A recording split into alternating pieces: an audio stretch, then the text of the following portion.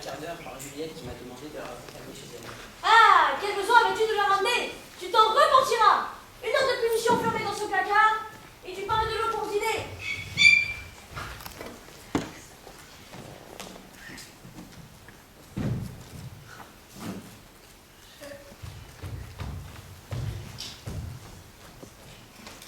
Ah, le pauvre Charles, encore en pénitence. Ouais. Maintenant que madame est sortie, je vais aller livrer ce pauvre enfant.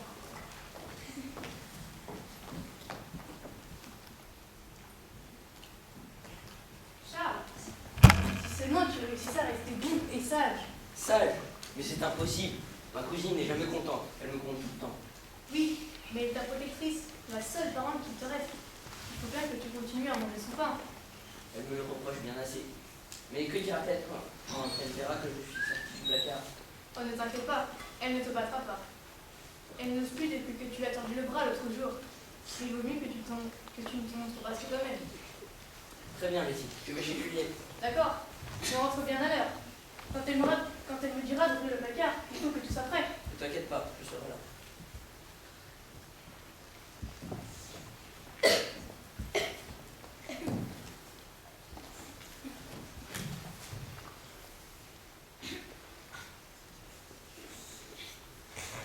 Betty, ouvre donc la porte à ce gredin de Charles. Il va me faire la lecture. Certainement, madame, j'y vais. Hélas, je n'ai pas la clé du placard. Elle est sur la porte, je lui ai laissé. Que madame vienne voir, elle n'y est pas.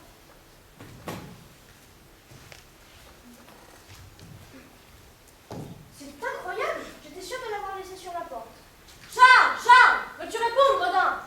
Et toi, tu ne restes là à ne rien faire? Tu pourras me venir en aide. Et que puis-je faire pour venir en aide à madame? Je ne sais pas en rapport avec les faits. Les faits? Comment les faits? Est-ce que tu crois que les faits? Je ne peux rien dire à madame. Et c'est extraordinaire pourtant que Charles ne répond plus. Et que cette fille a si merveilleusement disparu. L'effet l'enragement étranglé fait sortir peut-être. Mon Dieu, que dis-tu là, Betty? C'est effroyable. J'ai été obligée de mentir. C'est la faute de ma maîtresse. Il fallait sauver Charles. Elle est si sévère avec lui. J'entends qu'il revient. Betty, je viens de retrouver cette clé sur la boîte à ouvrage. C'est très étrange. J'étais sûre de l'avoir laissée sur la porte du placard. Va donc ouvrir à Charles que je lui donne une punition.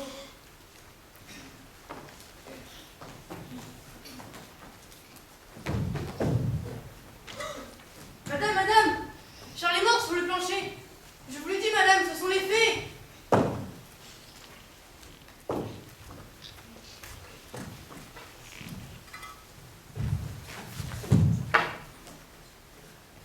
Mon Dieu, Charles, que se passe-t-il?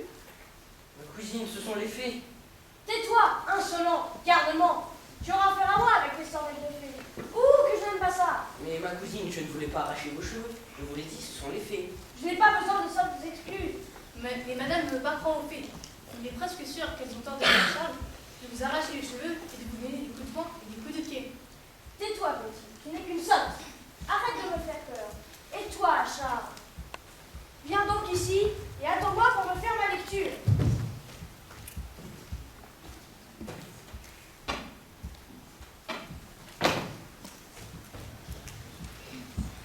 Vraiment, Charles, tu exagères.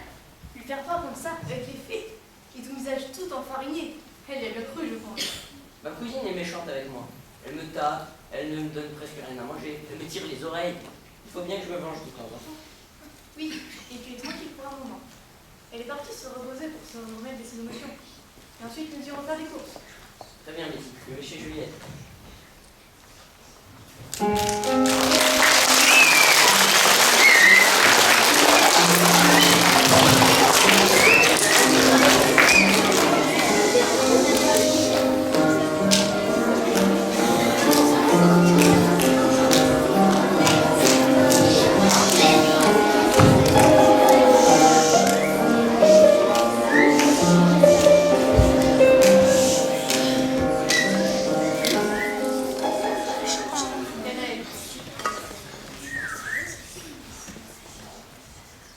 Ah, te voilà, Charles. Comment as-tu deviné que c'était moi? Par la manière dont tu ouvres la porte. Chacun ouvre différemment. C'est bien facile à reconnaître. toi qui as l'ouïe fine et qui est aveugle, mais moi je ne vois aucune différence. Il me semble que la porte fait le même bruit pour tous. Que se passe-t-il, Charles? Tu as encore eu des problèmes avec ta cousine? Je le devine au son de ta voix. Eh bien oui, cette méchante femme me rend méchant moi-même. C'est vrai, Juliette, avec toi je n'ai pas envie de m'énerver et de t'ennuyer, mais avec elle c'est tout le contraire. Je me sens méchant. C'est parce qu'elle n'est pas bonne et que toi tu n'es ni patient ni courageux. Mais je suis sûr qu'à ma place tu serais pareil. J'espère bien que non. Mais Charles, écoute-moi. Ta cousine n'est pas bonne, je l'avoue. Mais il faut cependant l'aménager et veiller à ne pas l'irriter. Mais elle me punit injustement, alors je ne peux que me venger et la faire enrager. Quand elle se réveillera, elle ne trouvera ni son livre, ni son ouvrage. Je les ai cachés. Elle sera furieuse, je serai enchanté. Mais regarde comme tu t'emportes, tu tapes du pied, tu as l'air méchant. Finalement, tu es comme elle. Ah non, je ne veux pas lui ressembler. Alors sois bon et doux. Mais je ne peux pas, je te l'ai dit, elle est trop méchante. Essaye au moins d'être gentil. Tu n'as jamais essayé. Promets-le-moi. Je veux bien essayer, mais je ne te promets rien. Pourquoi ne peux-tu pas promettre? Parce que je ne suis pas sûr de pouvoir la tenir. Écoute, Charles, pour commencer, je ne te demande pas grand-chose. Tu pourras taper du pied, dire ce que tu voudras, mais ne fais pas d'acte de vengeance. Ne lui tire pas ses cheveux, ne lui cache pas ses objets. Pour l'instant, je vais rentrer et remettre les choses à leur place. Si elle s'aperçoit que tu es la cause de la disparition de ces objets, fais un bon acte, avoue-lui et demande-lui pardon. Demander pardon à cette femme que je déteste, c'est impossible. Je ne peux pas. Allez Juliette, je pars, porte-toi bien. Ne t'inquiète pas pour moi, prends juste à bien te comporter. Au revoir, Charles, et sois courageux.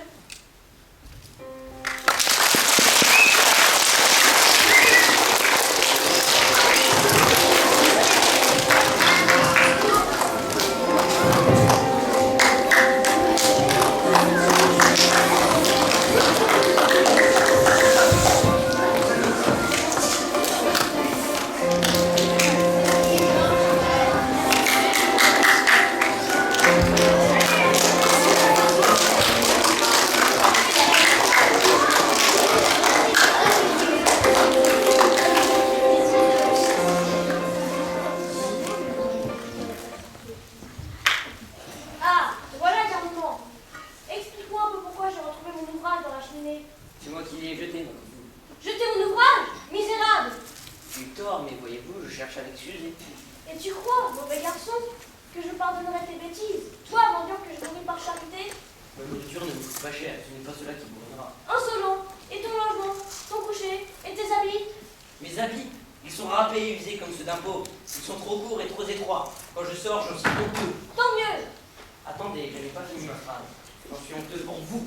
Chacun me dit, il faut que ta cousine soit bien avare pour te laisser vêtue comme tu es. Pour le coup, c'est trop fort. Attends, tu vas voir. Si vous approchez, ma cousine, je découpe tout ce que je trouverai dans la maison. Nappes, vos robes, rideaux, tout ce que je trouverai. Misérable. Promettez de ne pas me punir et de ne pas me taper injustement. Et je range la paire de ciseaux. Petit malheureux. Promettez-vous de me donner à manger à ma faim? Je promets, je promets. Promettez-vous de ne pas me taper? Je promets, fripon, brigand. Vous m'avez juré, ça m'est égal. Mais faites attention, ma cousine, tenez votre promesse. Sinon, je découperai tout dans la maison. Avez-vous besoin de moi? Va-t'en, je ne peux plus te voir. Ou plutôt, reste donc là à t'ennuyer tout seul. Moi, je vais dans ma chambre. Tu m'as épuisé.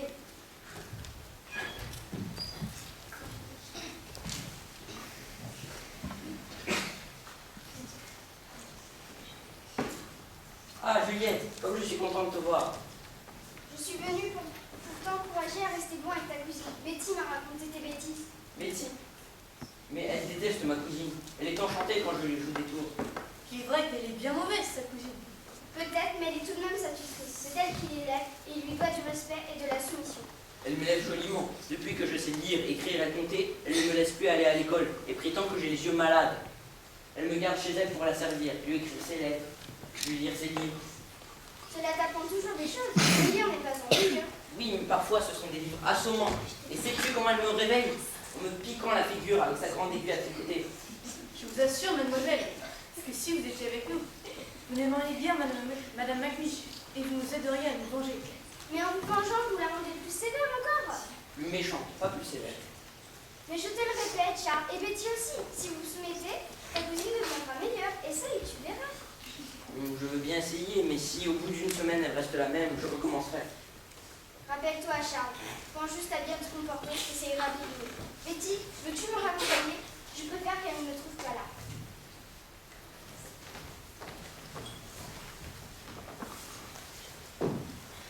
Ah, te voilà, petit scélérat. Approche de plus près. Aïe! Ah! Aïe! Aïe!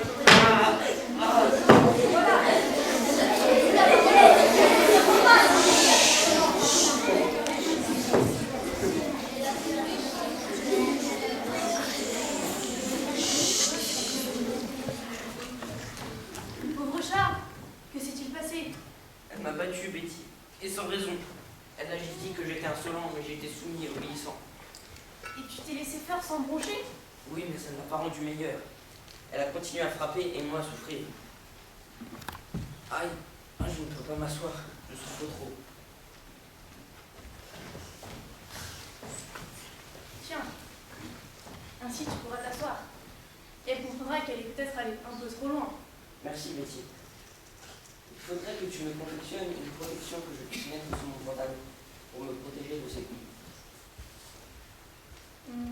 Il reste du cuir de ton cousin, le pauvre mari de Madame McNish.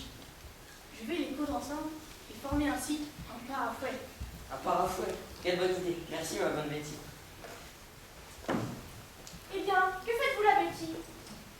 Au lieu de travailler en cuisine, Je vais de ce pas, madame. venez me faire la lecture, le sujet. Fainéant.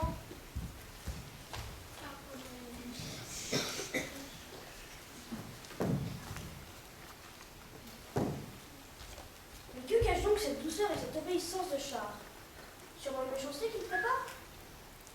C'est la première fois qu'il se laisse battre sans réagir. S'il continue à être aussi docile, je lui redonnerai des coups de fouet, car c'est le meilleur moyen d'éducation. Je vais entrer, madame McNish.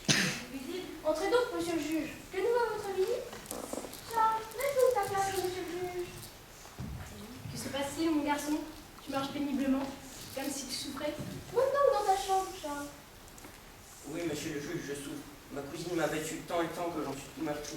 Madame, si cela est vrai, c'est impardonnable et très grave. Ne l'écoutez pas, monsieur le juge. Ne le croyez pas. Il ment du matin au soir. Ma cousine, vous savez très bien que je ne mens pas. Vous m'avez battu comme je l'ai dit. Et voyez d'ailleurs, Betty m'a donné un coussin pour que je puisse m'asseoir. Madame McNish, les mauvais traitements sont punis par la loi. Mais je vois, monsieur le juge, que vous ne connaissez pas ce garçon. Il est méchant, coléreux, menteur, paresseux, entêté. Il a tous les vices. Ce n'est pas une raison pour le battre au point de gêner ses mouvements. Attention, Madame McNish. On m'a également raconté des faits concernant votre petit cousin. De mauvaises langues, sans aucun doute. On m'a également raconté que vous étiez violemment battu avec un charretier et que vous avez frappé avec un fouet, sans raison ou presque. Sans raison. Mais il a failli me tuer. Allons, Madame McNish. Reconnaissez vos torts et arrêtez de battre cet enfant. Je préfère me retirer dans ma chambre plutôt que d'entendre de telles sottises. Adieu, monsieur le juge. Et toi, préviens-moi la prochaine fois qu'elle recommence. Allez, au revoir. Vous, Betty, ayez bien sûr. N'ayez crainte, monsieur le juge. Eh bien, Charles, on dirait que tu t'es fait un ami dans la personne du juge. Ma foi, j'en suis bien heureux. Avec le parafouet que tu me confectionnes, le soutien de monsieur le juge, je serai bientôt vengé. Je vais pousser madame McNish, je vais pousser ma cousine à me battre, et j'irai voir monsieur le juge. J'aurai des preuves. Non, Charles, réfléchis un petit peu. Mais parfois, ça va te protéger. Et donc, tu n'auras pas de mal. Et tu ne pourras pas prouver que tu as été battu. Oui, tu as raison. Il va falloir que je trouve une autre solution. En attendant, recopie donc ces lettres comme elle t'a demandé. J'en ai déjà commencé quelques-unes, mais je vais continuer.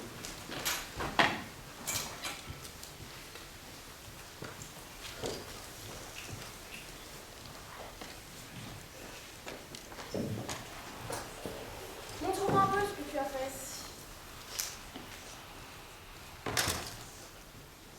Mais elles sont mal écrites, illisibles. Voulez-vous que je recommence, ma cousine? Non, je ne veux pas. Tu cacherais du papier. De plus, je suis sûre que tu écrirais toujours aussi salement. Tu me pousses à la dépense. Tu oublies que je te nourris par charité. Sans moi, tu serais un mendiant de rue. Tu manges comme un loup, tu vois comme un puits, tu déchires tes habits. En un mot, tu es le fléau de cette maison. Tu ne réponds pas? Tu ne te révoltes pas? Mais que cache donc cette soudaine docilité? Je suis sûre que tu prépare quelque chose, petit scélérat. Ou bien, c'est Juliette qui t'a indiqué un plan. Je n'aime pas cette petite, elle est paresseuse et sotte. Oh, et je n'en peux plus de te voir ainsi. Je vais me promener dans le jardin, et toi, reste ici, et ne bouge pas. Mon pauvre Charles, il faut que tu écoutes ces méchancetés sans rien dire. Oui, je sais, petit. Un jour, je me vengerai. Mais tu vois, ce qui me désole, c'est de lui devoir le pain que je mange et les habits que je porte. Sans elle, je ne serais qu'un mendiant. Et pourquoi est-elle si méchante? Je crois le savoir, Charles. En fait, tu ne dois rien à ta cousine. Et c'est plutôt elle qui te doit beaucoup. Que veux-tu dire, Betty? J'ai appris les faits par la grande sœur de Juliette. Elle est venue me rejoindre dans la cuisine tout à l'heure. Elle m'a tout expliqué. Dis-moi vite, je veux comprendre. Je préfère que Juliette te dise elle-même. Elle m'attend dans la cuisine. Elle ne voulait pas que j'amène la fiche là-bas. Je vais la chercher.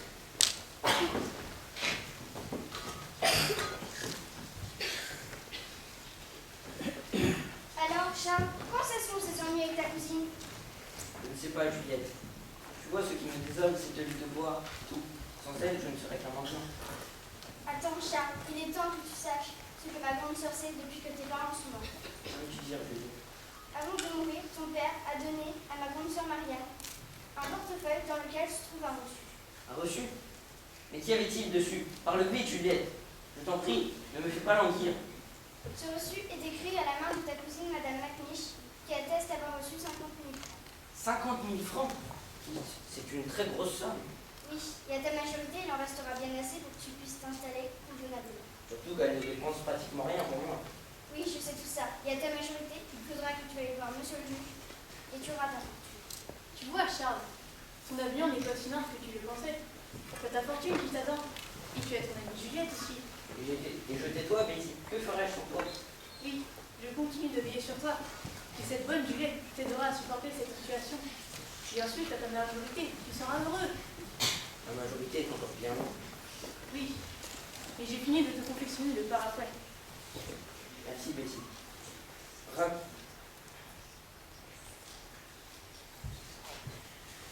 Accompagne Juliette, j'entends ma cousine qui vient.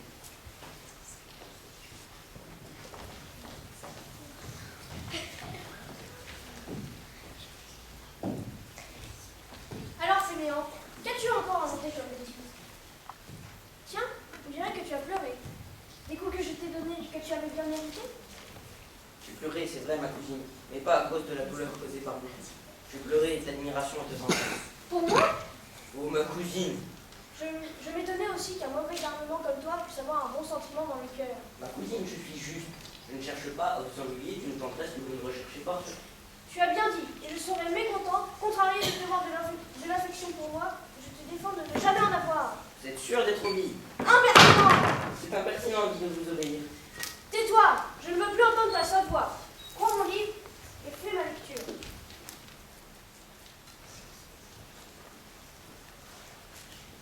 Blablabla, blablabla, blablabla, blablabla. Enfin, tu vas lire à la fin? Blablabla. Ah, je vois, tu cherches à ce que je te frappe. C'est bien ce que tu veux? Il n'y a que comme ça qu'on apprend.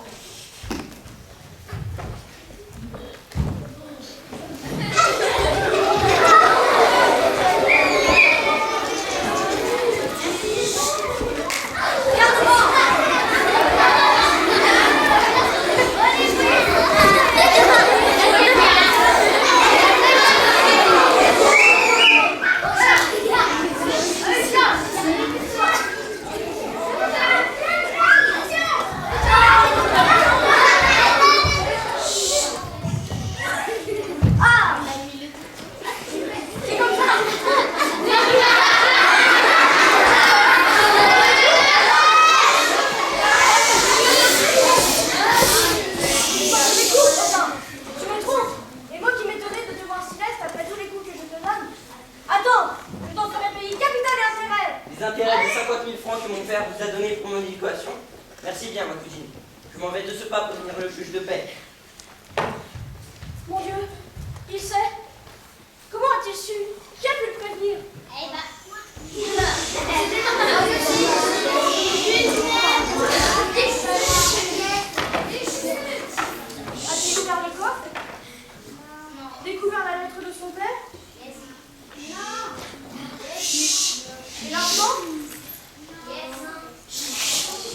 Quel diable est cet enfant? Je te ferai l'enfermer dans une cave et garder la clé. Ah, les belles pièces et les beaux billets. Voici la bête. Charles ne verra jamais la couleur de cet argent. Je dépense déjà beaucoup de temps pour lui. Ah, comment me débarrasser de ce Charles? À qui le donner? Cet enfant est vraiment une charge pour moi. Il faut que je trouve une solution.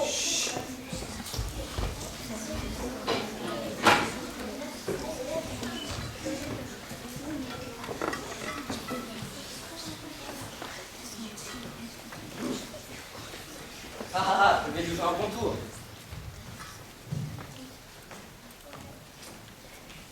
Ah, Betty, sais-tu que ma cousine a découvert notre rue? Le bar à fouet? Oui, elle était très fâchée. Mais comment allons-nous faire? Quand elle voudra te battre, elle t'arrachera ton pantalon qui ne tient déjà plus à grand-chose. Ne t'inquiète pas, Betty, je vais m'en occuper. Tu vois, je vais découper une tête de diable dans ce carton que je mettrai sous mon pantalon. Comme ça, quand elle voudra me battre, elle aura si grande frayeur qu'elle y renoncera et criera au diable. Charles, quelle bonne idée. Pour sûr, cette fois, on va bien rigoler. Quels sont ces rires que j'ai entendus? Tiens, que fais-tu là, Charles? Prépares-tu une méchanceté, petit scélérat? Oh non, ma cousine, je riais parce que le juge de paix a dit « Tu es un vrai petit diable, je parie que tu l'emportas sur toi. » Et moi, je lui ai répondu. Ça ne serait pas étonnant car les fées ont juré de me protéger. Alors, il m'a mis à la porte en hurlant que j'attirais les fées dans sa maison. Et moi, je lui ai dit que s'il était réellement protégé par les fées, tous ceux qui le toucheront appartiendront aux fées.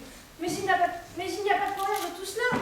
Charles, regarde à ce que cela ne t'arrive pas. Tu es si méchant que les fées pourraient bien s'emparer de toi. Ça serait tant mieux car je pourrais m'emparer de vous et vous donner aux fées. Petit, crois-tu que ce mauvais sujet soit mis avec les fées? Je ne sais pas, madame. J'ai peur qu'elles vont devenir aussi. Madame l'a trop battu. Madame l'a trop mis hors de lui et, dans son désespoir, se sera tournée vers les fées. Mais il n'a rien senti, puisque j'ai découvert qu'il avait doublé le fond de son pantalon avec du carton ou du cuir. Carton? Du cuir? Mais qui lui en aurait donné? C'est sûrement les fées. Betty, cours vite à la fontaine de Ferrering et rapporte-moi de cette eau qui a pour vertu de chasser les fées et de les empêcher de faire du mal. J'y cours, madame. Nous en jetterons partout. Sur les sols, sur les meubles, sur ce diable, sur vous aussi.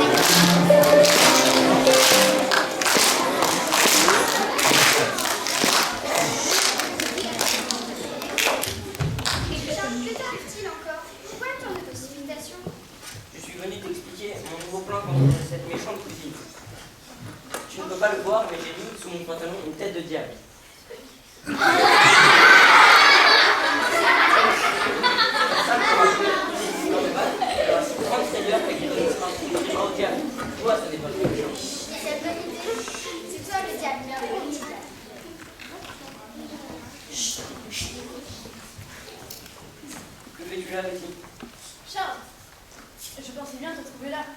Je suis venue te porter des nouvelles de ta part. Ta cousine croit tellement que tu es posée par les fées qu'elle m'a envoyé chercher de l'eau sainte pour conjurer le sortilège. Tu n'y vas pas, tu n'as donc pas peur. Fais attention à toi, Betty, et à toi aussi, Juliette. Quelle bonne idée. Je crois que vous allez bien effrayer ta cousine. En oui, Charles. Nous rencontrons mademoiselle Juliette.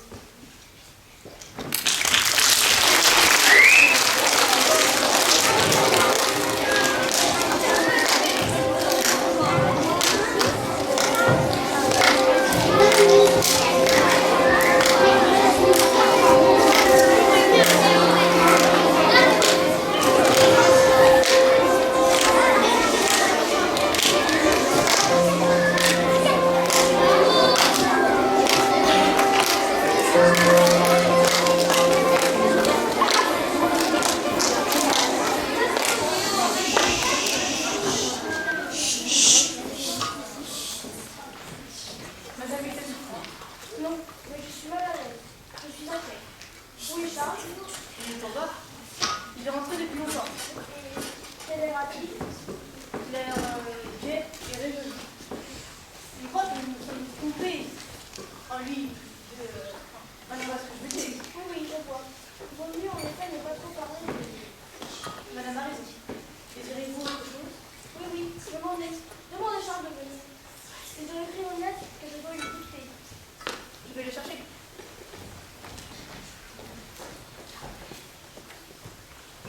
Vous me demandez pour écrire, me voici à vos ordres. Oui, oui. Viens ici, assieds-toi, écris, et prends bien garde à ce que ça soit lisible. Je vais m'appliquer, cher petit. Monsieur et cher ami, virgule. J'ai quelques économies à placer, virgule. Bien peu de choses, car mon cousin m'occasionne bien des frais. Point. Je me prive de tout, et je parviens ainsi à mettre quelques sous de côté. Point. Faites-moi savoir comment je peux vous envoyer cet argent pour le faire fructifier. Point. Voilà, vous pouvez ajouter la date et signer. Merci. Je signe donc Célestine Macnish. Vous n'avez pas lu avant de signer? Monsieur et cher ami, j'ai beaucoup d'argent à placer, car mon cousin, Charles, ne me coûte presque rien. Je le prive de tout, et je parviens ainsi à mettre les intérêts des 50 000 francs que son père a placés pour son fils avant sa mort. Cet argent m'appartient donc, car je gère mes affaires intelligemment, et un enfant n'a guère besoin d'habits neufs. Ah, scélérat, tu m'as encore trompé, je vais te fouetter.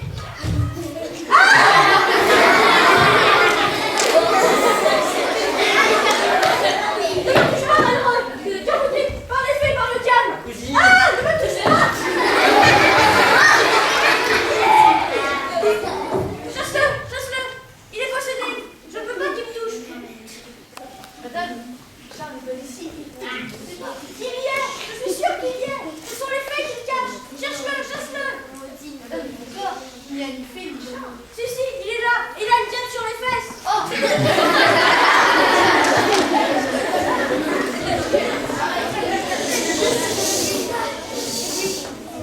Ne sens-tu pas cette odeur de soupe? Je ne m'entends pas manger des diables de les faits. Mais alors oui, Charles, les filles l'ont sûrement emporté. Eh bien, quel le garde pour débarras. Ah non, car en compagnie des fées, on n'apprendra rien de bon. Et tiens, l'argent qui vient. Chasse-le, il a une diable sur les fesses. Oui, Charles, n'aie pas peur. Viens montrer tes fesses à ta cousine. Mais ça n'est pas très poli. On ne montre pas ses fesses à une dame.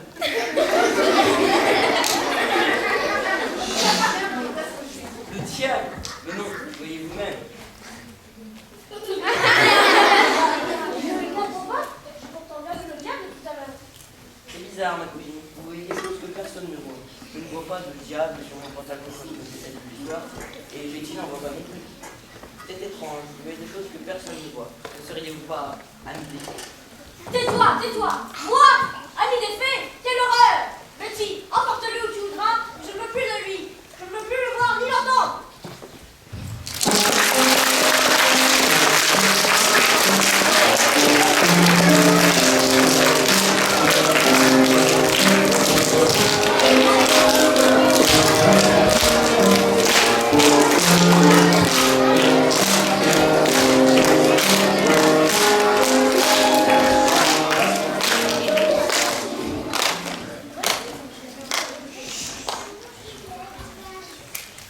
Que se passe-t-il, Juliette? Pourquoi as-tu cette certitude?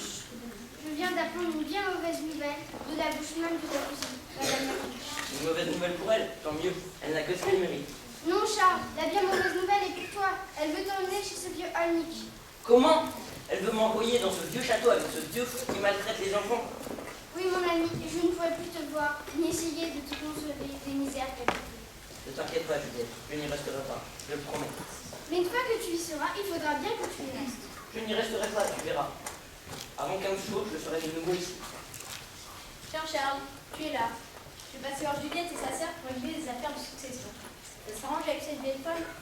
Bien non, monsieur le juge, elle continue à me battre et je dois employer toutes sortes de stratagèmes pour échapper à ses coups. Il est clair qu'il nous faudra lutter avec elle. Elle ne le supporte pas. on peut le toucher, elle a le sien aussi, et elle a trouvé la solution. J'arrange alors. Non, monsieur le juge, rien ne s'arrange, au contraire.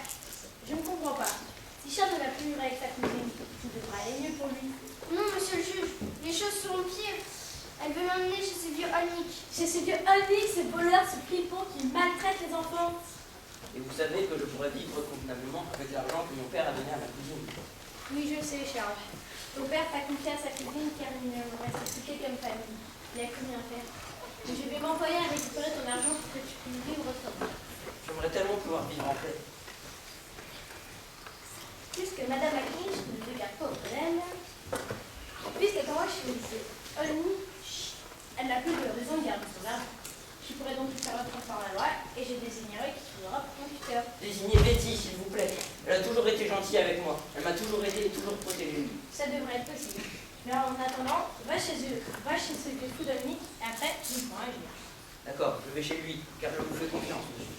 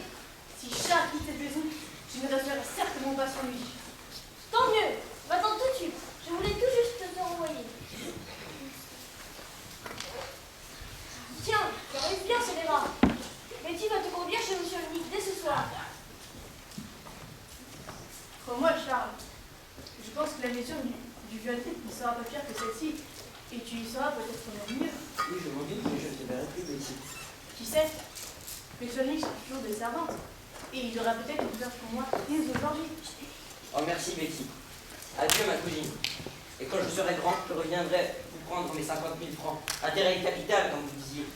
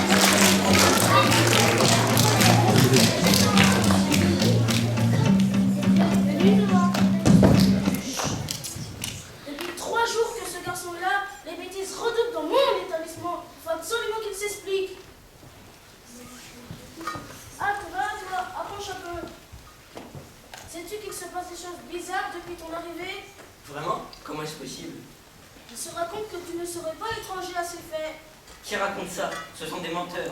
Tu n'as pas été insolent avec les surveillants? Insolent? Jamais de la vie. C'est le surveillant qui prend très mal mes réflexions. Il est très susceptible. Susceptible? Le chat noir retrouvé mort dans une marmite. Il était susceptible aussi? Il s'est suicidé? Le chat noir? Oh, c'était une vilaine bête qui griffait les enfants. Il serait sûrement tombé par erreur dans la marmite et s'y serait noyé. Et la cloche? Quoi la cloche? Comment expliques-tu que la cloche ne sonne plus tous les matins à 4 heures depuis que tu es là? Ah, c'est l'homme en noir. L'homme en noir, que veux-tu dire? Explique-toi. La première nuit que j'ai passée ici, j'ai vu traverser le dortoir un homme habillé tout en noir. Cet homme en noir, quelle taille avait-il? C'est sûrement un de tes camarades. Non, énorme. Je n'avais jamais vu quelqu'un d'aussi grand. Et comment était-il habillé? Bah, je vous l'ai dit, en noir. Il avait une grande robe noire qui flottait autour de lui. Et par où a-t-il passé? Je ne sais pas, j'ai eu tellement peur que quand il était à la moitié de la fenêtre, j'ai fermé les yeux et quand je les ai ouverts, il n'y était plus. C'est bien vrai ce que tu dis là? C'est si vrai que j'ai encore peur en y repensant. Et j'ai eu du mal à me rendormir. Ah! Que se passe-t-il, Betty? On dirait que tu as vu le diable. Monsieur ne croit pas si bien dire. Je crois que j'ai rencontré le diable. Le diable? Mais comment est-ce possible? Là, dans le couloir, un homme grand, énorme, habillé en noir. Il m'a barré le passage, ouvert le couvert de cette théière. Il en faisait quelque chose, et puis il a disparu. Pour moi, c'était hier. Ah! Ah! Ah!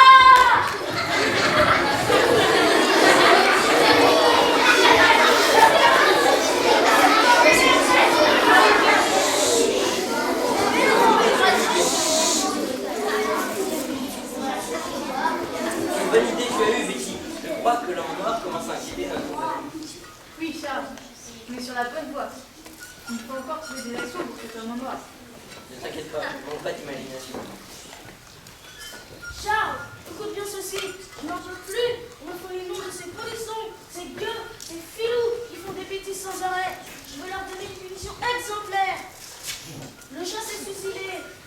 Les souris réapparaissent. Mon alcool a été mis sur la chaise des surveillants, de telle sorte à ce qu'ils ont dû courir presque tout nus dans la cour. Moi-même, j'ai été battu, babouillé debout alors que je remontais de la cave. Charles, tu dois trouver qui est le coupable, sinon tu seras battu comme jamais. Je ne vois que l'homme en noir pour être responsable de tant de méchanceté. Je ne veux plus entendre parler de cet homme en noir. Il de fait, je veux un nom, quelqu'un que je puisse punir. Vous l'aurez, je vous le promets.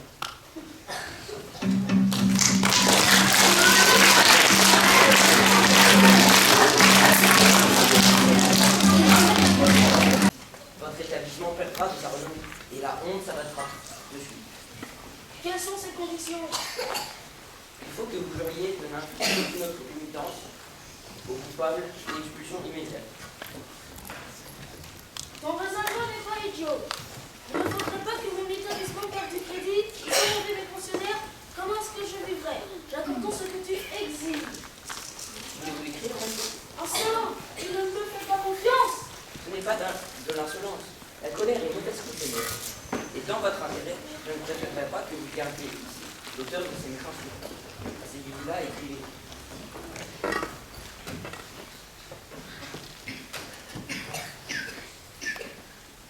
Je jure par les faits et le salut de ma maison de n'infliger aucune autre pénitence au coupable qu'une expulsion immédiate dans les 2 heures qui suivront la dénonciation. Aucune grâce ne sera accordée. Ajoutez la date et signez. Garde précieusement ce papier, Betty. Pardon, maintenant que je suis plié à tes conditions. D'accord, je vais vous révéler son nom. L'auteur de tout ce qui s'est fait depuis ces derniers jours, c'est moi. La seule, mais ce n'est pas possible. Si, j'ai tout inventé et tout exécuté. Et tu oses me le dire en face. C'est exactement ce que vous m'avez demandé. Mais tu es donc un brigand, un scélérat. J'ai envie de te mettre en pièces. Possible, vous avez signé. Je vais me rendre Dans mon Dieu, c'est trop dangereux pour ma maison. Pardon qu'avec Betty, et que je ne te revois plus jamais.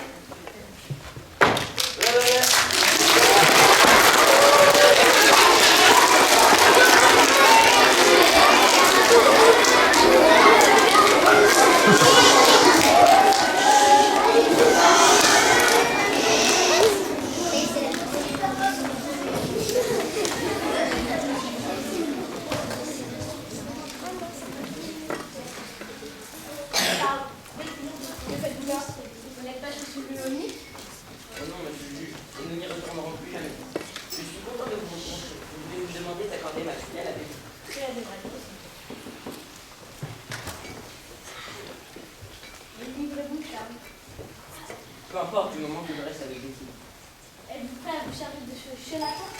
Monsieur le juge, rien ne me fera plus mourir. Charles est un bon garçon autour de lui. Il est poussé par des bêtises par sa cousine qui est si méchante avec lui. Mais où irez-vous vivre?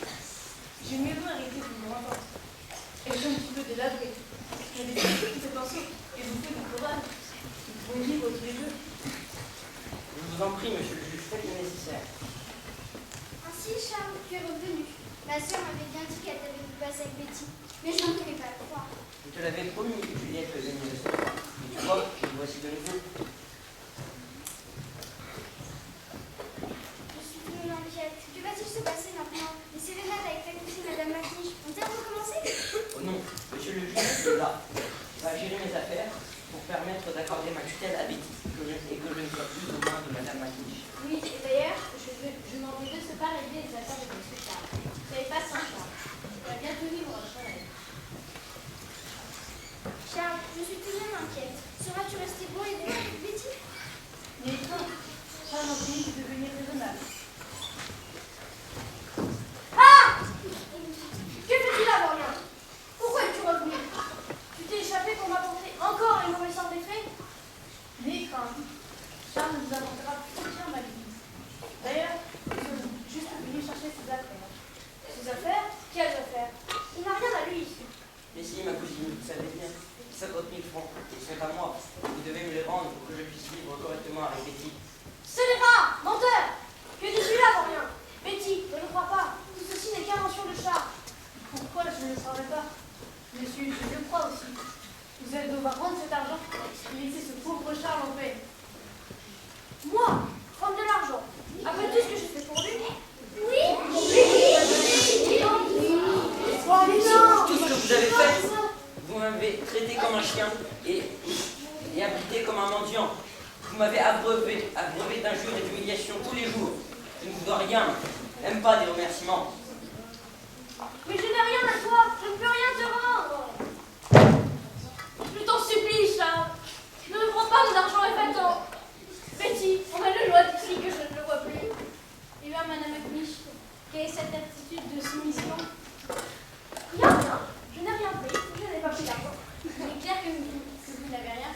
J'ai trouvé une lettre écrite de la main du père de Charles qu'il avait confiée au notaire. Il est clairement stipulé que cet argent vous a été confié pour élever Charles et pour le rendre heureux.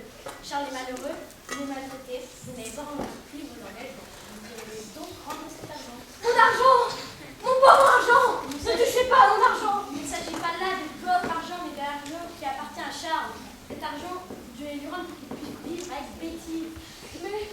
Mais qui s'occupera de moi? Vous n'aurez qu'à engager une autre servante. De toute façon, vous avez viré. Je sens que je vais mourir si vous me prenez cet argent. Sinon, ma cousine, vous allez pas mourir.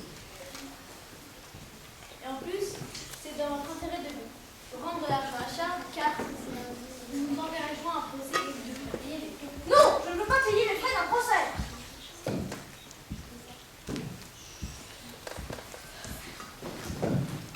D'accord. Prenez tout l'argent de Charles.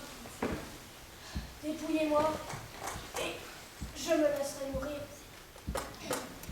Alors, Madame Macniche, je sais qu'il vous restera beaucoup d'argent, et en plus, je vous donnerai 1500 francs de dédommagement de l'argent de Charles. C'est pour l'hébergement que vous lui avez offert. Je vous remercie, monsieur le juge, de me dédommager pour la chaleur du foyer que j'ai offert à ce pauvre Charles. Je l'ai toujours traité comme un fils. Pauvre fils, on voit que vous ne connaissez rien de l'amour maternel. Partons vite, Charles. Et Juliette, nous en avons assez entendu. Je pars aussi. Adieu, ma cousine. Vos coups et vos méchancetés sont inscrits à jamais dans mon cœur. Je ne vous dis pas au revoir, ni merci, mais simplement adieu.